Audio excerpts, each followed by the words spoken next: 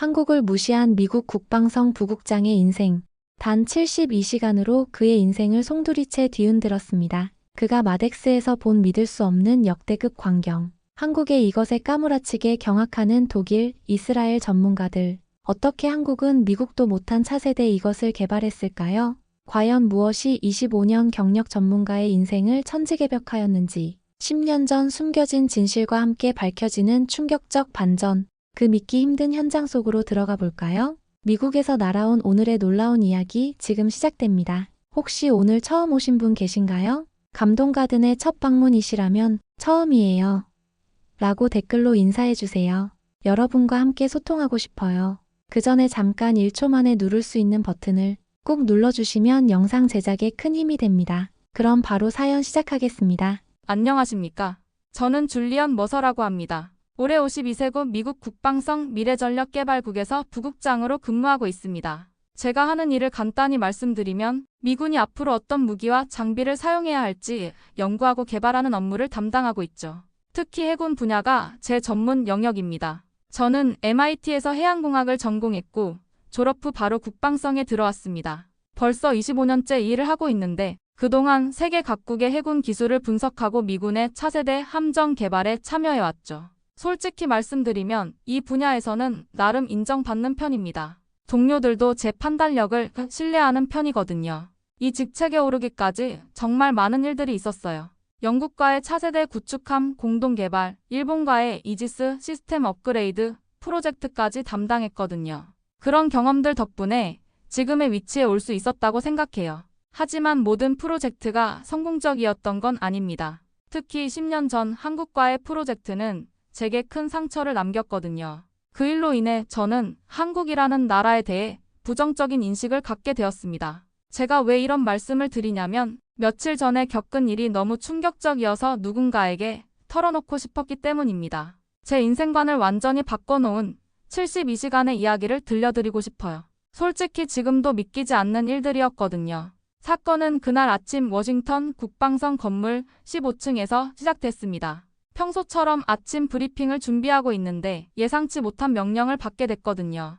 부국장실 문을 두드리는 소리와 함께 들어온 것은 한국행 출장 명령서였죠. 줄리언, 부산에서 열리는 마덱스 2024에 참관하라는 지시다. 제 상관인 톰슨 국장이 건넨 서류를 보며 저는 속으로 한숨을 쉬었습니다. 한국이라니요? 그것도 부산이라니까요. 국장님, 제가 꼭 가야 합니까? 아시다시피 저는 그 지역 업무에 그리 적합하지 않습니다. 톰슨 국장은 제 말을 끊었습니다. 적합하지 않다고? 자네가 10년 전 한국과 공동 프로젝트를 담당했잖나. 경험이 있다는 얘기야. 그 순간 제 머릿속에 10년 전 기억이 생생하게 떠올랐습니다. 한마이너스미 공동 함정 자동화 기술 프로젝트. 그리고 그 프로젝트의 한국 측 책임자였던 박용태 박사의 완고한 표정이 마치 어제 일처럼 되살아났죠. 저는 당시 정말 성심성의껏 협력을 제안했습니다. 기술 공유를 통해 양국이 모두 발전할 수 있다고 믿었거든요. 미국의 앞선 센서 기술과 한국의 제조 능력이 결합되면 혁신적인 함정을 만들 수 있을 거라고 확신했습니다. 하지만 박용태 박사는 냉정하게 거절했죠. 미안하지만 이 기술은 공유할 수 없습니다. 그의 단호한 목소리가 아직도 귓가에 맴돕니다. 저는 진심으로 협력하고 싶었는데 그들은 벽을 쌓더군요. 상호 발전을 위한 제안이었는데도 말입니다. 심지어 제가 몇 번이나 다른 협력 방안을 제시했지만 그때마다 같은 대답만 돌아왔어요. 우리는 우리 방식으로 하겠습니다. 결국 프로젝트는 중단됐고 저는 상부로부터 심한 질책을 받았습니다. 줄리언, 자네가 뭘 잘못했는지 모르겠지만 이런 식으로는 안 돼. 그때의 굴욕감이 아직도 생생합니다. 제가 뭘 잘못했다는 건지요? 저는 단지 서로 도움이 되는 방향을 제시했을 뿐인데 말입니다. 그 일로 인해 제 승진도 1년이나 늦어졌거든요. 그 일 이후로 저는 한국에 대해 확고한 선입견을 갖게 됐습니다. 폐쇄적이고 협력하기 어려운 나라라고 판단했죠. 기술적으로는 어느 정도 발달했을지 모르지만 국제적인 협력에는 소극적인 나라라고 생각했거든요. 그래서 이번엔 다르게 접근해 보라는 거야. 톰슨 국장이 말을 이었습니다. 한국의 방산 기술이 어느 정도까지 왔는지 파악해야 한다. 특히 해군 분야에서 말이야. 저는 고개를 끄덕였지만 내심 회의적이었죠. 10년 전에도 그들은 폐쇄적이었는데 지금은 어떨까요? 아마 별반 다르지 않을 겁니다. 알겠습니다. 하지만 큰 기대는 하지 마십시오. 기대 같은 건 하지 않아. 다만 정확한 정보를 가져와. 그날 오후 저는 집에서 짐을 꾸리며 다시 한번 생각해 봤습니다. 한국이라는 나라 말이죠. 겉보기엔 현대적이고 발전된 것 같지만 속을 들여다보면 여전히 닫혀있는 나라 아닌가요? 특히 군사기술 분야에서는 더욱 그렇죠. 박용태 박사와의 마지막 만남이 떠올랐습니다. 프로젝트 중단이 확정된 날, 그는 제게 이렇게 말했거든요. 줄리언, 미안합니다. 하지만 이해해주세요. 이해하라고요? 무엇을 이해하라는 건지 저는 아직도 모르겠습니다. 기술 발전을 위한 협력을 거부하면서 이해하라니까요. 그때 저는 그가 단순히 보수적이고 융통성 없는 사람이라고 생각했죠. 비행기 표를 예약하면서도 저는 확신했습니다. 이번 출장도 별 소득 없이 끝날 거라고 말입니다. 한국은 여전히 그 한국일 테니까요. 기회를 줘도 벽만 치던 나라. 협력보다는 독자 노선을 고집하는 나라 말입니다. 공항으로 향하는 택시 안에서 저는 창밖을 바라보며 중얼거렸습니다. 또 다시 그 나라와 무슨 의미 있는 걸 할 수 있다는 거지? 하지만 명령은 명령입니다. 군인 출신인 저로서는 상부의 지시를 따라야 하거든요. 저는 다시 한번 한국 땅을 밟게 될 예정이었습니다. 그때는 전혀 몰랐죠. 이 출장이 제 인생을 완전히 바꿔놓을 거라는 걸 말이에요. 솔직히 말하면 저는 한국의 기술력에 대해 크게 기대하지 않았습니다. 10년 전 그 경험이 너무 강렬했거든요. 하지만 군인으로서의 직업 정신은 살아있었죠. 객관적이고 정확한 보고서를 작성해야 한다는 사명감 말입니다. 부산 김해공항에 도착한 순간 저는 솔직히 당황했습니다. 공항 규모가 생각보다 훨씬 컸거든요. 터미널도 현대적이고 깔끔했죠. 하지만 저는 즉시 마음을 다잡았습니다. 겉만 번지르르하게 꾸며놨군. 역시 아시아 국가들이 그렇지. 이런 생각을 자동 반사적으로 하게 됐거든요. 10년 전 그 일 이후로 말입니다. 한국에 대해서는 의심부터 하는 습관이 생겼죠. 입국 심사를 마치고 나오는데 공항 내부 시설들이 눈에 들어왔습니다. 면세점도 제법 규모가 크고 사람들도 질서정연하게 움직이더군요. 공항 하나는 그럴듯하게 만들어놨네. 하지만 이런 건 돈만 있으면 누구나 할 수 있는 거 아닌가. 공항에서 나와 택시를 잡았는데 기사분이 영어로 말을 걸어왔어요. 부산 처음 오셨습니까? 아니요, 오랜만에 왔네요. 아, 그러시군요.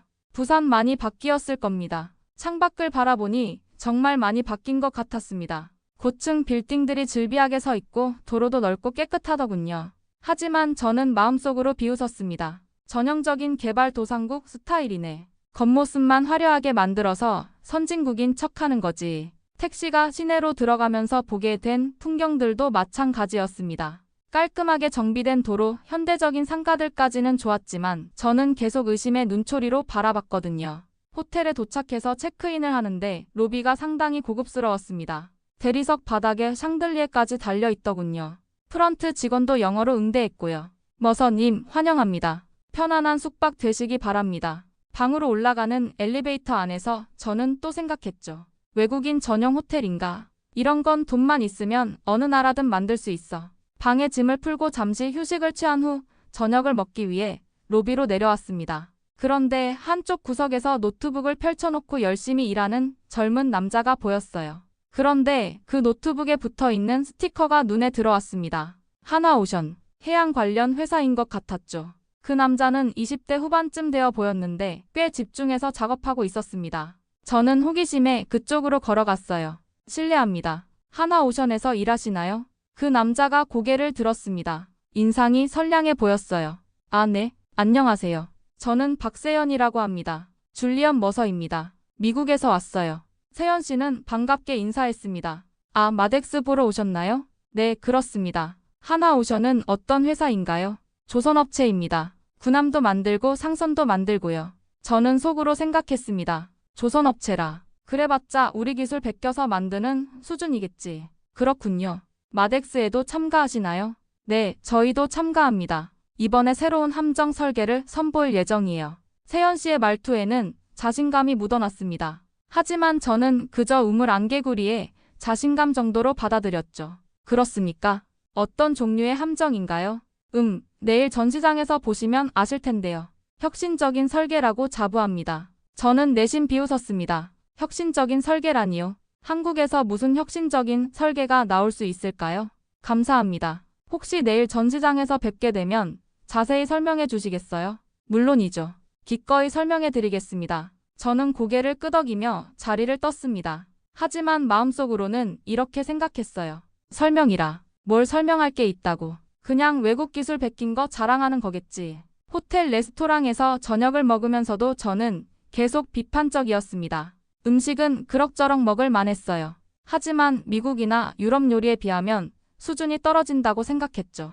그날 밤 저는 호텔 방에서 마덱스에 대해 미리 조사해 봤습니다. 인터넷을 찾아보니 꽤 규모가 큰 전시회더군요. 하지만 여전히 회의적이었죠. 아무리 규모가 크다고 해도 결국 지역 전시회잖아. 파리 에어쇼나 판보로 에어쇼 같은 진짜 국제 전시회와는 차원이 다르지. 창밖으로 보이는 부산 야경을 보면서도 저는 냉소적이었습니다. 바다에 비친 불빛들이 반짝이고 있었지만 별로 감동적이지 않았어요. 야경 치장하는 건 어느 나라든 할 수 있지. 진짜 실력은 따로 있는 건데. 잠자리에 들면서도 저는 내일에 대한 기대는 전혀 없었습니다. 과연 내일 마덱스에서 뭘 볼 수 있을까요?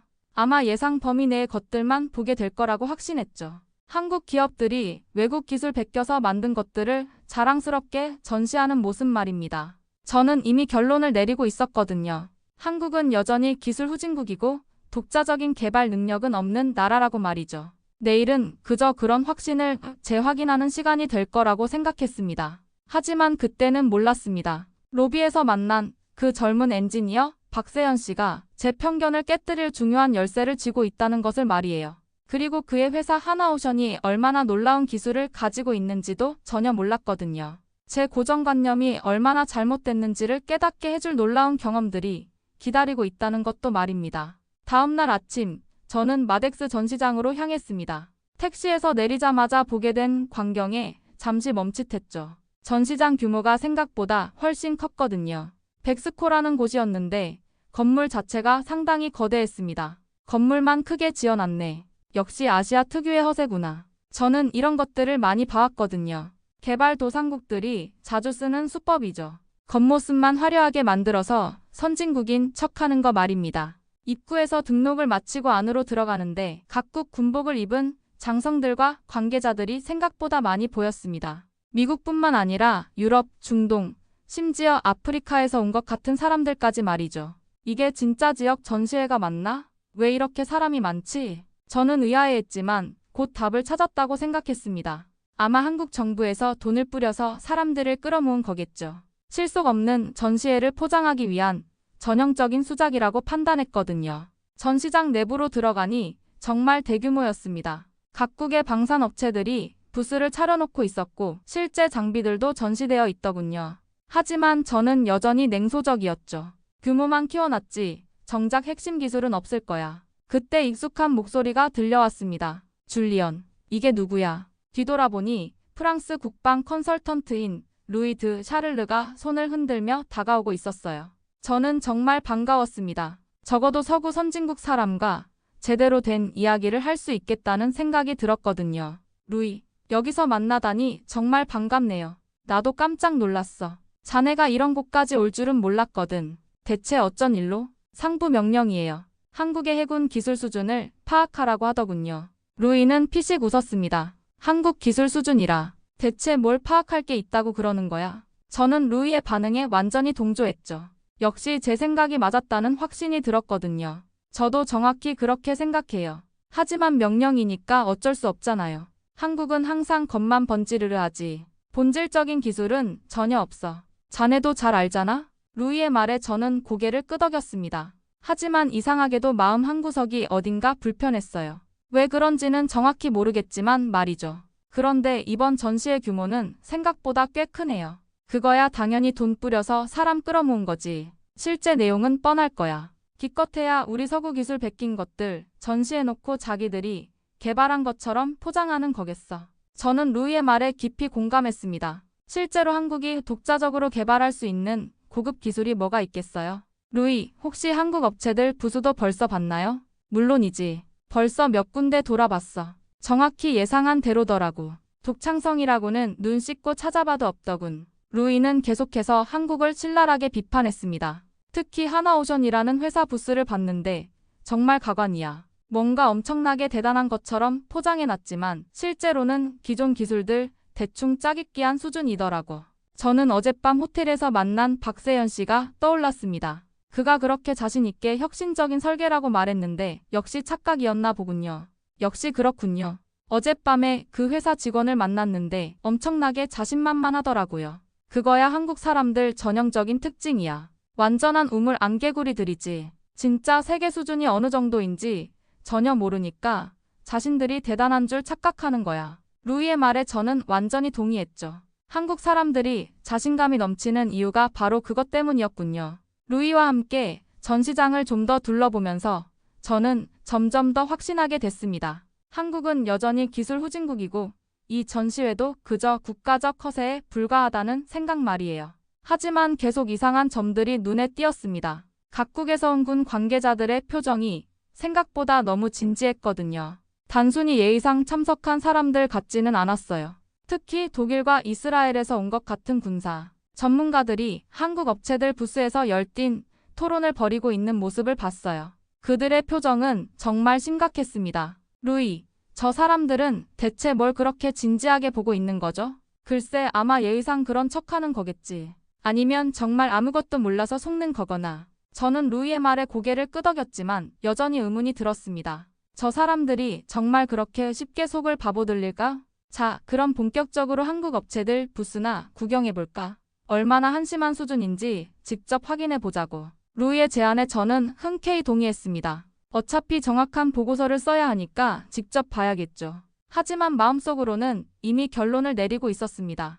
어차피 뻔할 거야. 외국 기술 대충 베껴서 만든 것들이겠지. 그때 저는 전혀 몰랐습니다. 곧 보게 될 것들이 제 고정관념과 세계관을 완전히 산산조각 낼 거라는 걸 말이에요. 그리고 루이와 제가 얼마나 무지하고 오만했는지를 뼈저리게 깨닫게 될 거라는 것도 말이죠. 하지만 그 순간만큼은 저는 확신에 차 있었습니다. 한국은 여전히 기술 모방이나 하는 후진국이고 독자적인 혁신 능력은 전혀 없는 나라라고 말이에요.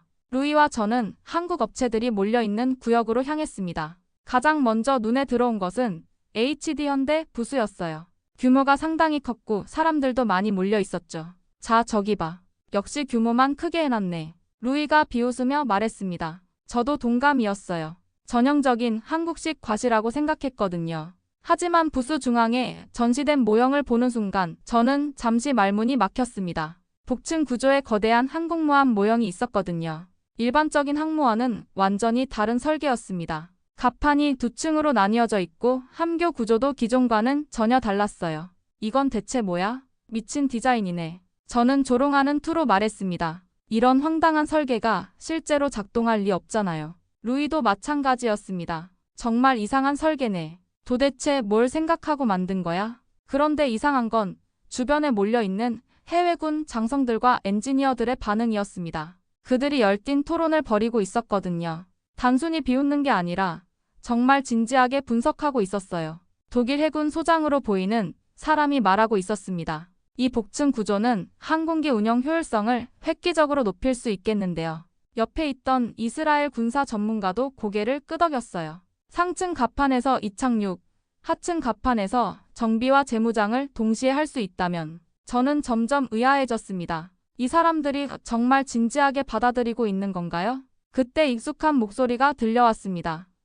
머서씨. 뒤돌아보니 어젯밤 호텔에서 만난 박세현 씨가 다가오고 있었어요. 그런데 그는 하나오션 직원인데 왜 HD현대 부스에 있는 건가요? 안녕하세요. 어떻게 여기에? 저희 하나오션이 HD현대와 이 프로젝트를 공동으로 진행하고 있거든요. 저도 이 복층 항모 설계에 참여했어요. 세현 씨가 복층 항모 모형을 가리키며 설명했습니다. 어떻게 보시나요? 저는 솔직하게 대답했어요. 솔직히 말하면 좀 이상한 설계 같은데요. 이런 구조가 실제로 작동할 수 있을까요? 세현 씨는 웃으며 설명을 시작했습니다. 이건 단순한 아이디어가 아니에요. 3년간의 시뮬레이션과 모델 테스트를 거쳤거든요. 시뮬레이션이라. 저는 회의적이었습니다. 시뮬레이션 따위로 실제 바다에서의 운용을 제대로 예측할 수 있을까요?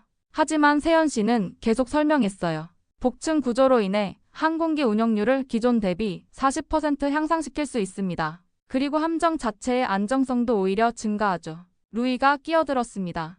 안정성이 증가한다고요? 무게 중심이 높아지면 당연히 불안정해질 텐데요. 일반적으로는 그렇죠. 하지만 저희는 밸러스트 시스템을 완전히 새로 설계했어요. 세연 씨가 모형의 하부를 가리켰습니다. 동적 밸러스트 제어 시스템이 실시간으로 함정의 균형을 잡아줍니다. 저는 점점 더 당황스러워졌습니다. 이런 디테일한 설명을 들으니 단순한 아이디어 차원이 아닌 것 같았거든요. 그런데 세연 씨는 어떻게 이런 복잡한 설계를 하게 되셨나요? 사실 저는 이 분야의 대가이신 박용태 박사님께 배웠거든요. 저는 깜짝 놀랐습니다. 박용태 박사님을 아시나요? 네, 박사님은 저의 스승이자 아버지이기도 해요. 세연 씨가 조용히 말했습니다. 박용태는 제 성이 아니라 아버지 성이에요. 저는 박세연이지만 아버지를 따라 이 길을 걷고 있거든요.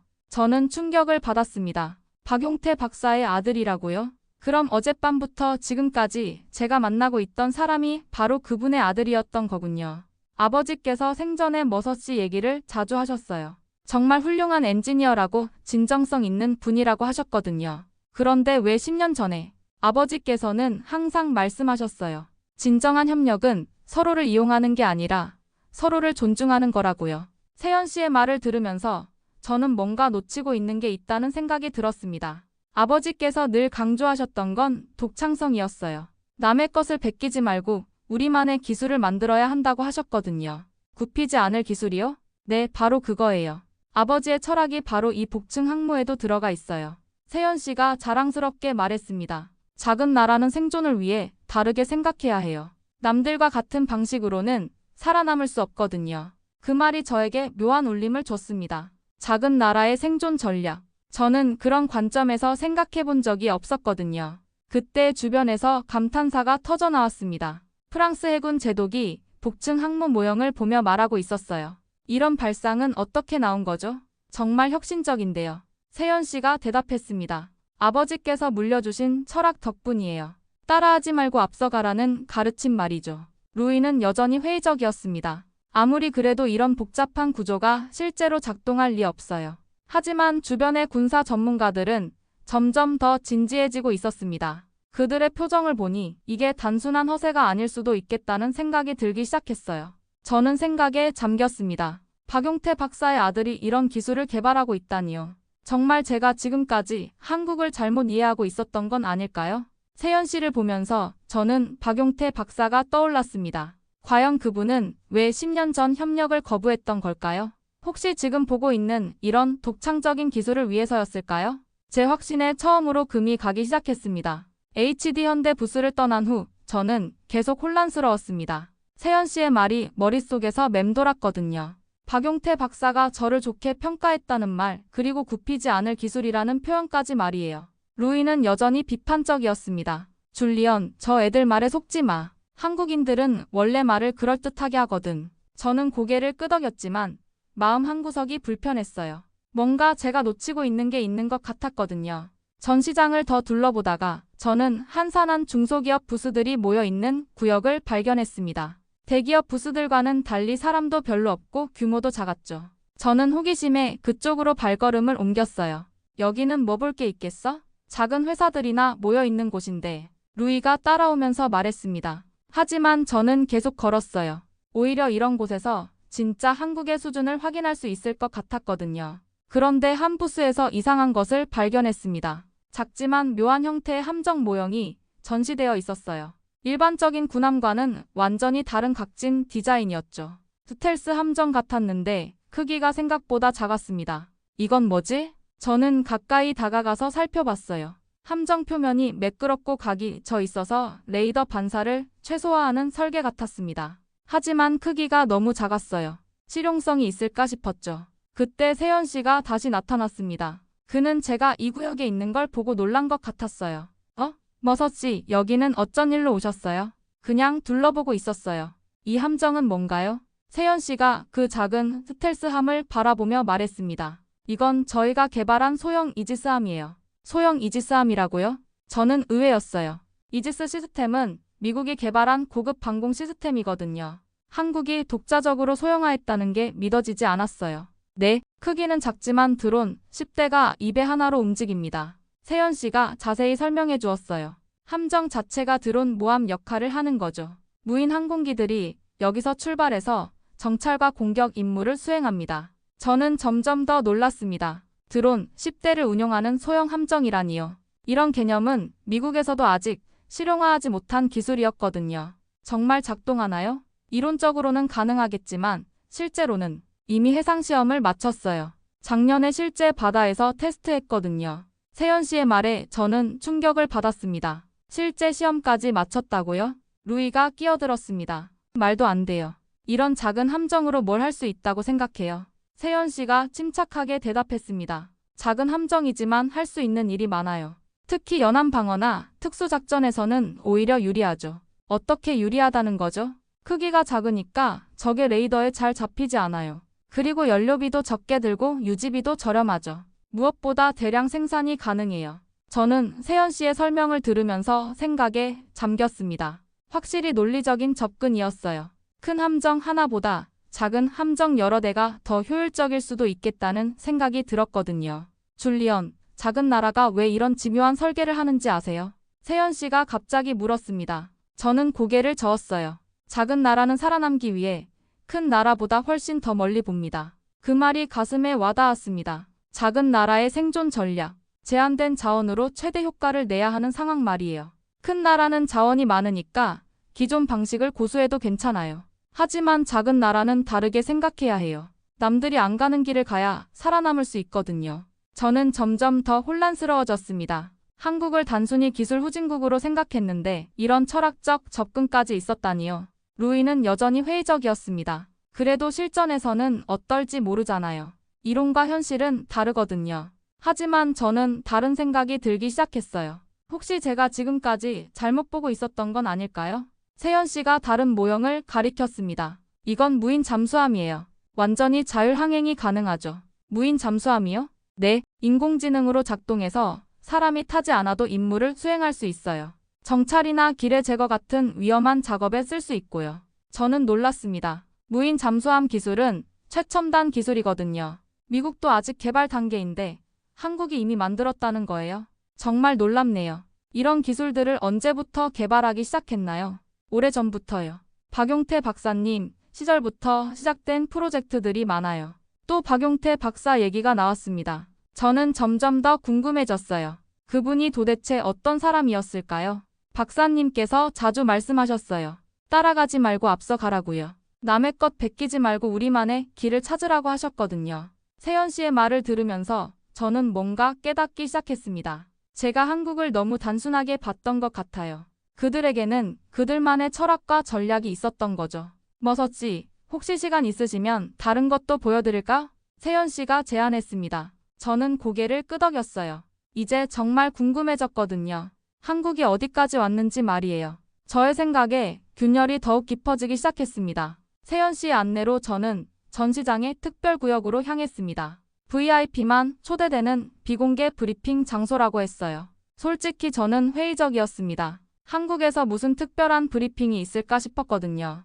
여기는 일반 관람객들은 들어올 수 없어요. 각국군 관계자들만 초대받아서 오는 곳이거든요. 세연 씨가 설명했습니다. 입구에서 보안 검색을 받고 들어가는데 생각보다 철저하더군요. 진짜 중요한 내용을 다루는 곳 같았어요. 저는 사실 여기 들어올 자격이 없는데 머서 씨가 미국 국방성 분이시니까 특별히 모시고 온 거예요. 저는 고마웠지만 여전히 기대는 하지 않았습니다. 아마 기존 기술들을 포장해서 보여주는 정도일 거라고 생각했거든요. 브리핑룸에 들어가니 각국에서 온 군 관계자들이 이미 자리를 잡고 있었습니다. 독일, 프랑스, 영국, 심지어 이스라엘과 터키에서 온 사람들도 보였어요.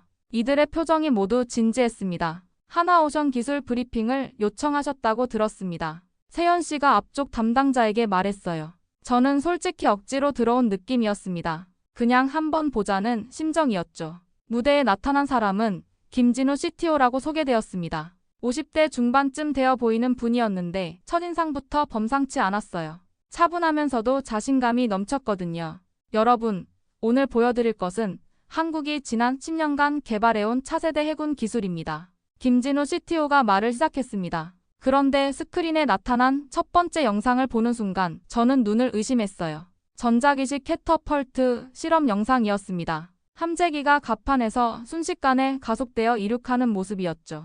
그런데 이건 미국의 최신 항모에만 탑재된 기술이었거든요. 이것은 저희가 독자 개발한 전자기 발진 시스템입니다. 지금까지 500회의 성공적인 실험을 마쳤습니다. 김진우 CTO의 말에 저는 충격을 받았습니다. 500회의 성공? 한국이 이런 기술을 독자 개발했다고요?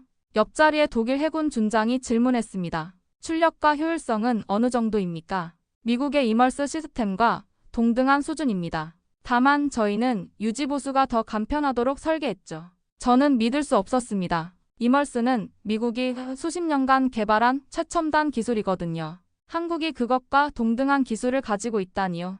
이어서 나온 것은 더욱 충격적이었습니다. 다목적 무인 항모의 설계도가 공개된 거죠. 이것은 정치적 생존이 가능한 항모입니다. 김진우 CTO가 설명했어요. 무슨 의미인가요? 프랑스 해군 대령이 물었습니다. 항모는 공격적 무기로 인식되어 주변국의 반발을 살 수 있습니다. 하지만 이 항모는 재난 구조용 병원선으로도 즉시 전환 가능합니다. 스크린에 나타난 것은 놀라운 광경이었어요. 같은 함정이 군사 작전을 수행하다가 순식간에 병원선으로 변신하는 모습이었거든요. 갑판 구조를 모듈식으로 설계해서 24시간 내에 완전한 병원선으로 바뀔 수 있습니다. 수술실, 집중치료실, 헬기 착륙장까지 모든 의료시설을 갖추죠. 저는 할 말을 잃었습니다. 이런 발상은 어떻게 나온 건가요? 군사적 기능과 인도주의적 기능을 동시에 갖춘 함정이라니요. 영국에서 온 해군 소장이 감탄하며 말했습니다. 정말 혁신적인 아이디어네요. 정치적 부담을 줄이면서도 군사적 효과를 얻을 수 있겠군요. 김진우 CTO가 계속 설명했습니다. 우리나라는 핵무기를 포기했습니다. 대신 바다를 선택했죠. 기술로 말입니다. 그 말이 가슴에 와닿았습니다. 핵을 포기하고 바다를 선택했다니요. 그래서 이렇게 해군 기술에 집중하고 있었던 거군요. 무인 시스템을 최대한 활용해서 승무원 수를 대폭 줄였습니다. 기존 항모가 5,000명의 승무원이 필요하다면 저희 항모는 500명이면 충분해요. 이스라엘 군사 전문가가 놀라며 물었습니다. 어떻게 그게 가능한가요? 인공지능과 로봇 시스템이 대부분의 작업을 처리합니다. 사람은 최종 판단만 하면 되죠. 저는 점점 더 경악했습니다. 이 정도 기술이라면 정말 혁신적인 수준이었거든요. 미국도 이런 통합적 접근은 시도해본 적이 없었어요. 브리핑이 끝나고 질문 시간이 되었을 때 저는 조심스럽게 손을 들었습니다. 이런 기술들을 언제부터 개발하기 시작하셨나요? 김진우 CTO가 저를 바라보며 대답했습니다. 10년 전부터입니다. 박용태 박사님께서 기초를 다져주셨고 저희가 그 뜻을 이어받아 완성한 거죠. 또 박용태 박사 이야기가 나왔습니다. 저는 점점 더 궁금해졌어요. 박용태 박사님은 어떤 분이셨나요? 진정한 애국자셨습니다. 남의 기술에 의존하지 말고 우리만의 길을 가야 한다고 항상 강조하셨어요. 김진우 CTO의 말을 들으면서 저는 10년 전 그 일이 떠올랐습니다. 혹시 그때 박용태 박사가 협력을 거부한 이유가 이런 철학 때문이었을까요? 브리핑이 끝나고 나서 저는 완전히 혼란에 빠졌습니다. 지금까지 제가 알고 있던 한국과는 완전히 다른 모습이었거든요. 세연 씨가 다가와서 말했습니다. 어떠세요? 생각하셨던 것과 다르죠? 저는 솔직하게 대답했어요. 완전히 다릅니다. 이 정도일 줄은 몰랐어요. 정말 충격적이었습니다. 한국이 이런 수준의 기술을 가지고 있었다니요. 제가 지금까지 얼마나 무지했는지 깨닫게 되었어요. 브리핑이 끝나고 나서 저는 머릿속이 정리되지 않았습니다. 지금까지 본 것들이 너무 충격적이었거든요. 한국의 기술 수준이 제가 생각했던 것과는 차원이 달랐어요. 세연 씨가 저에게 다가와서 조심스럽게 말했습니다. 머서씨, 혹시 시간 있으시면 보여드리고 싶은 게 있어요. 뭔가요? 아버지에 관한 자료들이에요. 머서씨와 관련된 내용도 있거든요. 저는 깜짝 놀랐습니다. 저와 관련된 자료가 있다고요? 대체 어떤 내용일까요? 어디서 볼 수 있나요? 저희 회사 사무실이 전시장 근처에 있어요. 거기 가시면 보여드릴 수 있어요. 저는 망설였습니다. 10년 전 그 일을 다시 들춰보고 싶지 않았거든요. 하지만 호기심이 더 컸어요. 좋습니다. 가봅시다. 하나오션 부산 사무실은 전시장에서 차로 10분 거리에 있었습니다. 현대적인 건물이었는데 생각보다 규모가 컸어요. 세연 씨가 저를 박용태 박사의 옛 연구실로 안내했습니다. 아버지가 돌아가시고 나서 이 방은 그대로 보존하고 있어요. 아버지의 유품들과 연구 자료들이 그대로 있거든요. 연구실에 들어가니 정말 시간이 멈춘 것 같았습니다. 책상 위에는 각종 설계도와 논문들이 그대로 놓여 있었고 벽에는 여러 함정들의 사진이 걸려 있었어요. 세연 씨가 서랍에서 두꺼운 파일을 꺼냈습니다. 이게 10년 전 한마이너스미 공동 프로젝트 관련 자료예요. 파일을 열어보니 제가 보낸 이메일들과 회의록, 그리고 박용태 박사의 손필기 메모들이 가득했습니다. 제가 깜짝 놀란 것은 박사님의 메모 내용이었어요. 줄리언 머서는 진정한 엔지니어다. 기술에 대한 열정이 진실하고 협력 의지도 확실하다. 저는 눈을 의심했습니다. 박용태 박사가 저를 이렇게 평가했다고요? 계속 읽어보니 더 놀라운 내용이 있었습니다. 하지만 그는 너무 착하고 솔직해서 정치적 함정에 빠질 수 있다. 미국 내부의 복잡한 이해관계를 모르는 것 같다. 무슨 의미인가요? 세연 씨가 다른 문서를 보여주었습니다. 미국 측 상부에서 온 기밀 지시서였어요. 이걸 보세요. 당시 미국 측에서는 한국의 핵심 기술만 빼내고 정작 중요한 기술은 공유하지 않으려 했어요. 저는 충격을 받았습니다. 그런 지시가 있었다고요? 제가 전혀 모르는 일이었어요. 세연 씨가 더 구체적인 문서를 보여주었습니다. 여기 보세요. 미국 국방성 내부 메모입니다. 한국의 자동화 기술과 센서 융합 기술을 최대한 확보하되 우리의 핵심 알고리즘은 절대 공유하지 말 것. 머서는 이 사실을 모르게 할 것이라고 되어 있어요. 저는 할 말을 잃었습니다. 제가 진심으로 협력하려고 했는데 뒤에서는 이런 계획이 있었다는 거였나요? 더 충격적인 건 이거예요. 세연 씨가 또 다른 문서를 꺼냈습니다. 미국 측에서는 프로젝트가 성공하면 머서 씨에게 모든 책임을 떠넘기려고 했어요. 기술 유출의 책임은 현장 담당자인 머서가 질 것이라고 명시되어 있거든요. 저는 등골이 오싹해졌습니다. 제가 희생양이 될 뻔했다는 거였나요? 아버지께서는 이 모든 걸 알고 계셨어요. 그래서 협력을 거부한 거예요. 머서 씨를 보호하기 위해서 말이에요. 저를 보호하기 위해서요? 네, 만약 아버지가 그 지시대로 했다면 머서 씨는 나중에 더 큰 문제에 휘말렸을 거예요. 한국의 기술을 빼내는데 이용당했다는 비난을 받았을 수도 있고 심지어 간첩 혐의까지 받을 수도 있었죠. 저는 할 말을 잃었습니다. 박용태 박사가 저를 보호하기 위해 그런 선택을 했다는 거였나요? 세연 씨가 계속 자료를 보여주었습니다. 여기 아버지의 개인 일기도 있어요.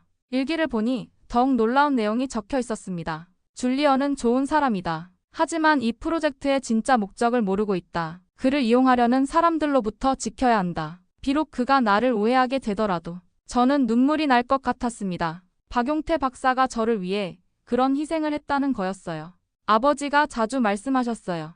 진정한 협력은 서로를 이용하는 게 아니라 서로를 존중하는 거라고요. 세연 씨의 말에 저는 고개를 끄덕였습니다. 이제야 이해가 되기 시작했어요. 더 놀라운 자료가 있었습니다. 박용태 박사가 제게 보내려다가 보내지 않은 편지였어요. 줄리언에게. 당신은 나를 오해하고 있을 겁니다. 하지만 언젠가는 이해해 주시길 바랍니다. 나는 당신을 배신한 게 아니라 당신을 지킨 겁니다. 진정한 기술 협력은 서로의 독립성을 인정하는 데서 시작됩니다. 저는 감정이 북받쳐 올랐습니다. 10년 동안 제가 얼마나 잘못 생각하고 있었는지 깨달았거든요. 아버지는 돌아가시기 전까지 머서 씨를 걱정하셨어요. 언젠가 진실을 알게 되면 상처받을까 봐 하시면서요. 정말 제가 너무 무지했네요. 저는 진심으로 후회했습니다. 박용태 박사를 완전히 잘못 이해하고 있었어요. 세연 씨가 마지막 자료를 보여주었습니다. 이건 아버지가 마지막으로 쓰신 메모예요. 한국은 이제 독자적인 길을 갈 준비가 되었다. 남의 기술을 베끼는 시대는 끝났다. 우리만의 혁신으로 세계에 기여할 때가 왔다. 그 메모를 보면서 저는 완전히 깨달았습니다. 박용태 박사의 꿈이 바로 지금 현실이 되고 있다는 걸 말이에요. 내가 버림받은 게 아니었구나. 오히려 지켜진 거였군. 저는 중얼거렸습니다. 10년 동안의 오해가 한순간에 풀렸어요. 세연 씨가 조용히 말했습니다. 아버지께서 항상 말씀하셨어요. 진정한 친구는 당장 이해받지 못하더라도 옳은 일을 하는 사람이라고요. 저는 눈물을 참을 수 없었습니다. 박용태 박사야말로 진정한 친구였던 거예요. 죄송합니다. 박사님을 제가 너무 오해했어요. 아버지는 이미 다 용서하셨을 거예요. 그분은 그런 분이셨거든요. 저는 고개를 숙였습니다. 정말 부끄러웠어요. 10년 동안 한국을 잘못 보고 있었다는 것도 박용태 박사를 오해했다는 것도 모두 말이에요. 이제야 모든 것이 명확해졌습니다. 한국이 왜 이렇게 독창적인 기술을 개발할 수 있었는지, 왜 자신들만의 길을 고집했는지 말이에요. 충격과 감동이 뒤섞인 채로 저는 새로운 진실을 받아들여야 했습니다. 하나오션 사무실을 떠나 호텔로 돌아가는 길에 저는 말 한마디 할 수 없었습니다. 머릿속이 너무 복잡했거든요. 10년 동안 품고 있던 오해가 한순간에 무너져 내렸고 그 자리에 전혀 다른 진실이 들어섰어요. 택시 기사분이 몇 번 말을 걸어왔지만 저는 대답할 수가 없었습니다. 창밖으로 보이는 부산의 풍경이 어제와는 완전히 다르게 느껴졌거든요. 같은 건물들, 같은 도로였지만 이제는 다른 의미로 다가왔어요. 호텔 방에 도착해서 저는 바로 노트북을 켰습니다. 긴급 보고서를 작성해야 했거든요. 하지만 키보드 앞에 앉아서도 한참을 멍하니 있었어요. 어디서부터 어떻게 써야 할지 모르겠더군요. 제가 지금까지 알고 있던 모든 것이 틀렸었어요. 한국은 기술 후진국이 아니었고 박용태 박사는 제 적이 아니었습니다. 오히려 저를 지켜준 분이었죠. 25년간 이 일을 해오면서 이런 충격은 처음이었어요. 마침내 저는 타이핑을 시작했습니다. 국방성 미래전력개발국 부국장 줄리언 머서의 긴급 보고서. 한국 마덱스 2025 참관 결과. 지난 72시간 동안 저는 충격적인 사실들을 목격했습니다. 우리가 알고 있던 한국의 방산 기술 수준은 완전히 잘못된 정보였습니다. 저는 계속 써내려갔어요. 손이 떨릴 정도로 긴장됐지만 진실을 기록해야 했습니다. 한국은 더 이상 기술 모방국이 아닙니다. 그들은 우리와는 완전히 다른 방식으로 미래를 설계하고 있었습니다. HD현대의 복층 항모에 대해 자세히 기록했습니다. 복층 구조 항공모함은 단순한 아이디어가 아닙니다. 3년간의 정밀 시뮬레이션과 축소 모델 테스트를 거쳐 검증된 기술이었어요. 항공기 운용률을 40% 향상시킬 수 있다는 주장도 근거가 있었습니다. 가장 충격적이었던 전자기 캐터펄트 기술에 대해서도 기록했습니다. 그들의 전자기 캐터펄트 기술은 우리 이멀스 시스템과 동등한 수준입니다. 500회의 성공적인 실험을 마쳤다고 하는데 오히려 유지보수 측면에서는 우리보다 더 진보된 설계를 보여주었어요. 특히 주목할 점은 그들의 철학입니다. 큰 나라를 따라하는 것이 아니라 작은 나라만의 생존 전략을 추구하고 있었습니다. 박용태 박사에 대한 진실을 쓸 때는 정말 어려웠습니다. 10년 전 한미 공동 프로젝트의 실패에 대해 새로운 사실을 알게 되었습니다. 당시 한국 측의 거부는 비협조적 태도가 아니라 진정한 기술 독립을 위한 선택이었습니다. 더 놀라운 것은 그들이 저를 정치적 함정으로부터 보호하려 했다는 사실입니다. 저는 그들을 완전히 오해하고 있었습니다. 폐쇄적이라고 생각했던 것은 사실 신중함이었고 비협조적이라고 여겼던 것은 원칙을 지키려는 의지였습니다. 창밖을 바라보니 부산의 야경이 보였습니다. 어제까지만 해도 이 풍경을 대수롭지 않게 여겼는데 이제는 다르게 보였어요. 가장 인상 깊었던 것은 다목적 항모 개념이었어요. 그들의 다목적 무인 항모는 정말 혁신적이었습니다. 군사용 함정이 24시간 내에 완전한 병원선으로 전환되는 설계는 우리가 전혀 생각하지 못한 접근법이었어요. 정치적 부담을 줄이면서도 군사적 효과를 극대화하는 방법을 찾아낸 거죠. 무인 시스템에 대해서도 자세히 기록했습니다. 승무원을 5,000명에서 500명으로 줄인다는 것은 단순한 인력 절약이 아닙니다. 완전히 새로운 해군 운영 패러다임인 거예요. 저는 이 보고서가 워싱턴에서 어떤 반응을 불러일으킬지 걱정됐어요. 하지만 진실을 써야 했습니다. 우리가 핵을 통제하는 동안 그들은 바다의 새로운 가능성을 열었습니다. 핵을 포기하고 바다를 택했다는 그들의 전략이 결실을 맺고 있었어요. 김진호 CTO의 말도 인용했습니다. 우리는 핵무기를 포기했습니다. 대신 바다를 선택했죠. 기술로 말입니다. 이 한마디가 한국의 전략을 가장 잘 설명해 주는 것 같았습니다. 결론적으로 한국은 우리의 예상을 완전히 뛰어넘었습니다. 그들은 우리 방식이 아닌 자신만의 방식으로 미래를 설계하고 있었고 그 결과는 놀라울 정도로 혁신적이었습니다. 저는 마지막 문장을 어떻게 쓸지 한참 고민했어요. 우리는 한국을 더 이상 기술 추종국으로 봐서는 안 됩니다. 그들은 이미 독자적인 기술 강국으로 성장했고 우리와는 다른 길로 미래를 향해 나아가고 있습니다. 마지막 문장을 타이핑할 때는 손이 떨렸어요. 대한민국은 변방이 아닙니다. 지금 이 순간 그들은 바다의 규칙을 다시 쓰고 있습니다. 보고서를 다 쓰고 나서 저는 다시 한번 처음부터 읽어봤어요. 과연 이 내용을 그대로 보낼 수 있을까요? 상당히 파격적인 내용이었거든요. 하지만 저는 결심했습니다. 진실을 말하는 것이 제 의무였어요. 박용태 박사가 보여준 용기를 생각하면 저도 용기를 내야 했습니다. 보고서를 첨부 파일로 만들고 이메일 제목을 썼습니다. 한국 해군 기술 수준에 대한 긴급 보고 기존 평가 전면 수정 필요. 전송 버튼을 누르기 전에 한 번 더 망설였어요. 이 보고서로 인해 제 경력에 어떤 영향이 있을지 모르겠어요. 하지만 박용태 박사의 희생을 생각하며 전송 버튼을 눌렀습니다. 이메일이 전송되고 나서 저는 창밖을 다시 바라봤어요. 부산의 밤바다가 평화롭게 반짝이고 있었습니다. 이 바다에서 정말 놀라운 일들이 일어나고 있었던 거군요. 저는 박용태 박사를 생각했어요. 그분이 꿈꿨던 한국의 모습이 바로 지금 현실이 되고 있었습니다. 남의 것을 따라하지 않고 자신만의 길을 가는 나라 말이에요. 제가 한국에 대해 가지고 있던 편견이 완전히 사라졌습니다. 이제 저는 이 나라를 존경하게 되었어요. 그리고 언젠가 다시 이곳에 와서 진정한 협력의 길을 찾고 싶다는 생각이 들었습니다. 72시간 만에 제 인생이 완전히 바뀌었습니다. 한국이라는 나라와 박용태 박사라는 분 때문에 말이에요. 오늘의 사연 어떻게 들으셨나요? 정말 충격적인 이야기였죠. 미국 국방성 부국장이 직접 체험한 한국 해군 기술의 실상이 이렇게 압도적일 줄은 몰랐어요. 10년 전 편견에서 시작된 이야기가 결국 두 나라 기술력의 운명을 결정하는 거대한 실력차로 이어진다니 정말 깊이 생각해 볼 대목이 많았습니다. 특히 기억에 남았던 건 한국의 차세대 해군 기술력이었어요.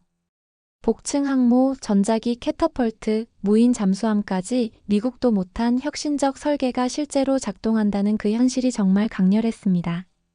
군사기술이 더 이상 모방이 아니라 독창적 혁신으로 변모하는 시대적 변화를 실감할 수 있었어요. 그런데 가장 감동적이었던 건 박용태 박사의 숨겨진 진실이었어요. 10년 전 협력 거부가 사실은 줄리언을 보호하려는 희생이었다는 반전이 정말 설득력 있었습니다.